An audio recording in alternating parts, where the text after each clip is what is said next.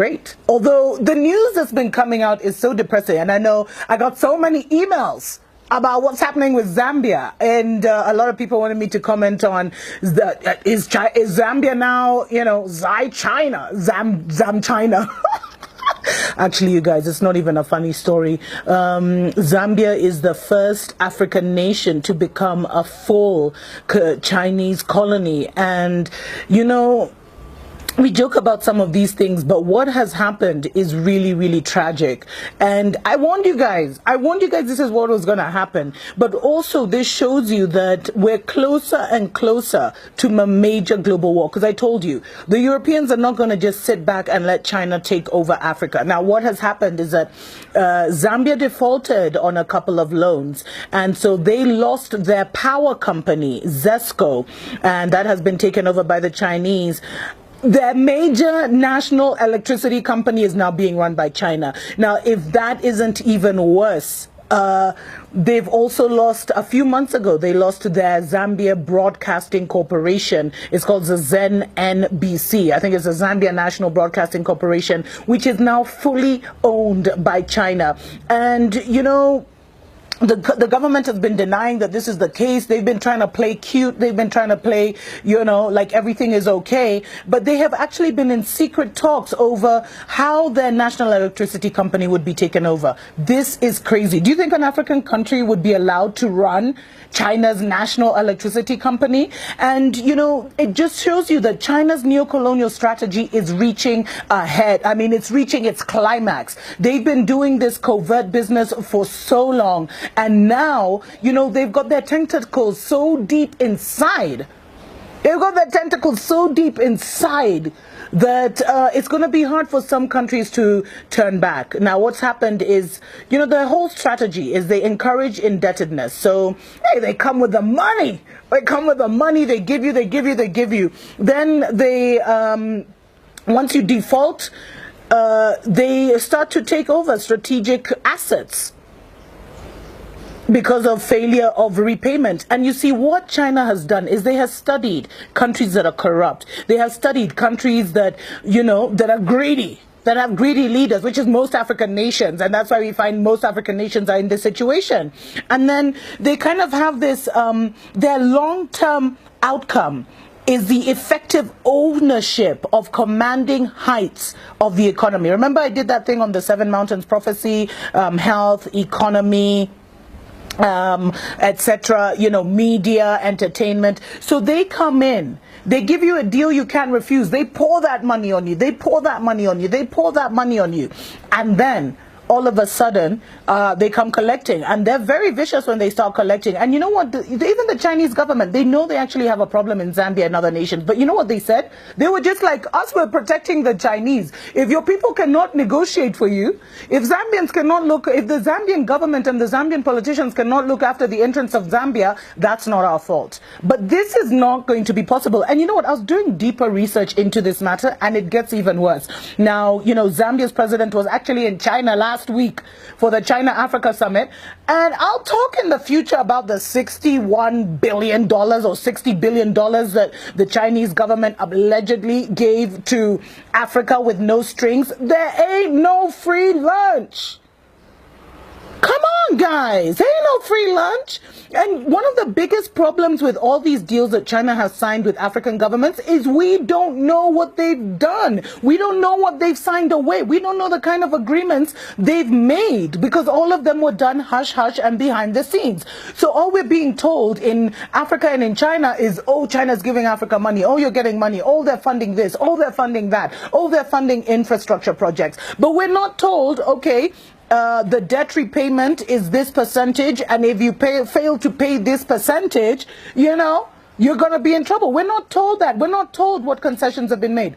In fact, I know this is not about Kenya. Sorry, guys, I'm a bit obsessive about Kenya. But I've been told Kenya, they built this crappy railway line, and if we don't pay, they're going to get one of our ports in Mombasa.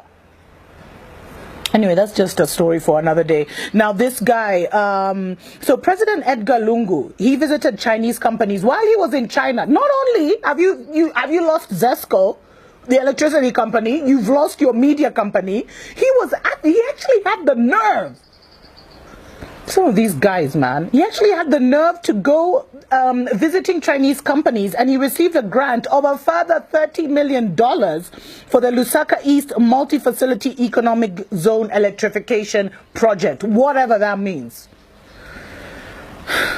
And so these guys can give you like high blood pressure, man. It's crazy.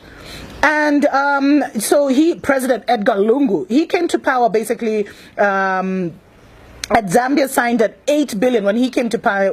Zambia signed an 8 billion Chinese loans in financing. Now, over 5 billion of this hasn't been added to the total. Now, that's what Zambia is claiming. They're claiming they haven't received 5 billion, or they haven't been able to account for $5 billion of the 8 billion. Although China says it was dispersed, it was released. And get this, the finance ministry doesn't even have the manpower to police and monitor and disburse the funds.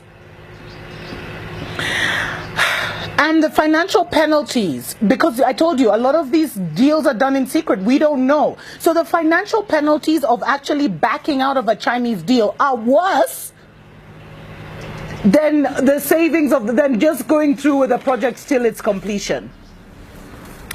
So a lot of contracts have been signed in secret. It's a problem. We don't know what our governments have done. And that's why I am telling you, in the next few years, because, you know, the next election for Zambia is, I think, 2020, somewhere there.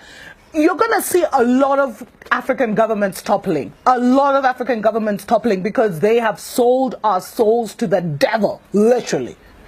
Just check out how, you know, Zambia, by the way, Zambia has been allowing Chinese immigrants to come in since 1964. And now, after all this happened, the Chinese have even taken a road. One of the main roads that's even on the national map of Zambia. Check in, they just took a road that appears on the map. You can Google freaking Zambia right now and you'll see that road, and the Chinese have just blocked it off.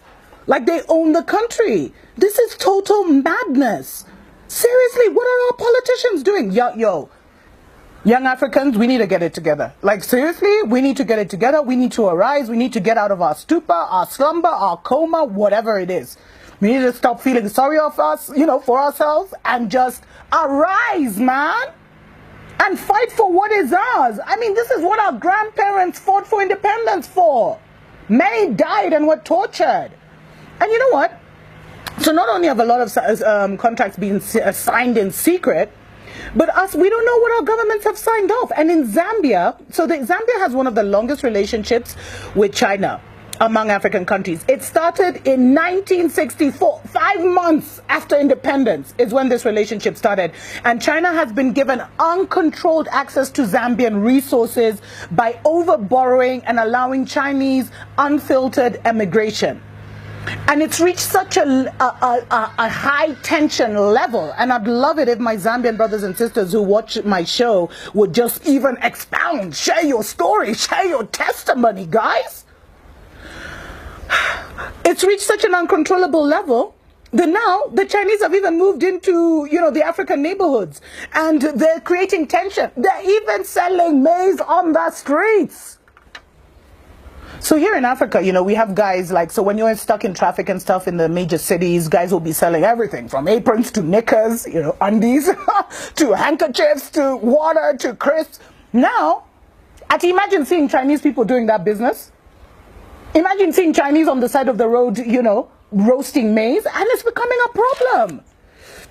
And in fact, I was reading, there's been such a high influx of Chinese to Zambia since 2015 that many believe, like many have actually started thinking this was Chinese government driven. Of course they're happy for their people to be, you know, to emigrate and take over and colonize. They're happy for that. And then when these guys commit crimes, because a lot of them have committed crimes, and there's this brilliant article from Lusaka Times which talked about the various crimes that have been committed. The Chinese, a lot of corrupt Chinese have moved to Zambia. A lot of thugs and criminals who are into corrupt deals. So corruption has reached epic proportions in Zambia. And when the government tries to call out the Chinese, what happens? The Chinese government says, oh, don't touch my people, don't touch my people. It's crazy. It's madness. It's nuts. And you know, it's become such a problem because contractors are moving, traders, wholesalers, farmers, manufacturers, importers, exporters, and criminals who want to seize the vast resources of Zambia and are looking for an escape route from poverty. Because China just came out of being a third world country. And you know, it's even become common now for people to say China first, Zambia last. Imagine. Imagine.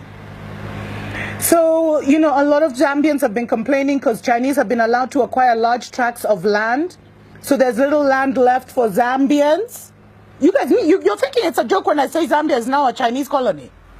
There's been a lot of loss of employment opportunities because they're bringing everyone, cooks, bakers, electricians who learn online, engineers who learn online. They've brought a lot of lawlessness and corruption. They're crowding out Zambian SMEs because they're even doing the small business of even selling maize on the streets. And they're racist. And a lot of Zambians have complained about the racism and the environmental degradation. They're even in Zambian markets.